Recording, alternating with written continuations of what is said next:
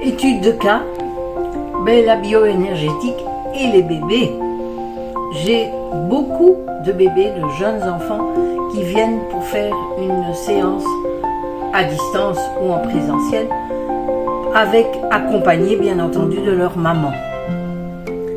Alors, les bébés, comme les animaux, ils ne savent pas parler, ils ne savent pas dire leur mal-être, mais ils en ont. Ce qui parfois les perturbe très fort physiquement et notamment dans leur sommeil.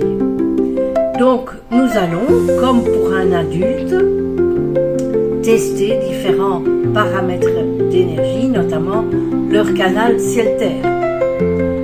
J'ai eu des enfants de 15 jours ou un mois, donc qui depuis leur naissance ne savaient pas dormir. Et quand on leur teste la terre, ils sont coupés de la terre. Je demande immédiatement à la maman à ce moment-là comment s'est passé l'accouchement. Et bien souvent, ce sont des accouchements longs, difficiles, et on a pris l'enfant, enfin l'accoucheur a pris l'enfant d'une façon assez, parce qu'il le fallait, assez rapide, et pouvait désaxer légèrement tous ces os fins de la mâchoire ou de la nuque. Nous testons sur une longueur d'onde et nous pouvons voir le point spécial où il y a une énergie négative, et c'est souvent le point qui a été un petit peu maltraité.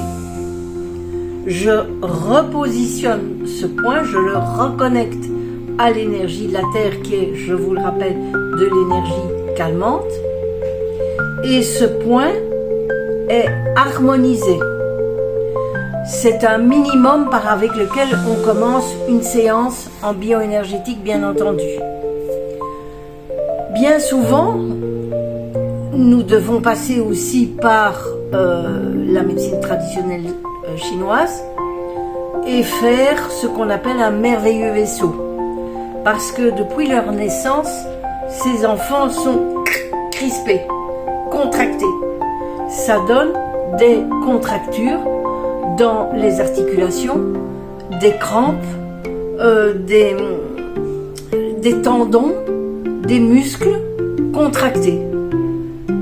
En émission à ce moment-là, sur certains points d'acupuncture, nous allons calmer ce trop-plein de yang. Et nous avons la grande joie de voir l'enfant qui s'endort pendant la séance dans les bras de la maman ou dans son couffin. Je continue bien sûr ma séance. Nous pouvons également tester ce qui peut être intéressant, le lait, la poudre de lait que la maman donne. Parce qu'il y a des bouts poudre de lait, nous avons vu, qui n'ont pas de très bonnes énergies non plus.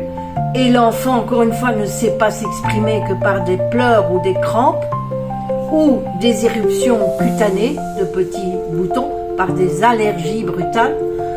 Et nous pouvons tester la compatibilité du biberon, du lait, avec cet enfant. Donc vous voyez, il y a beaucoup de choses à faire pour les jeunes enfants, qui soient à peine nés ou qu'ils aient déjà 1 ou 2 ans. C'est comme pour les animaux.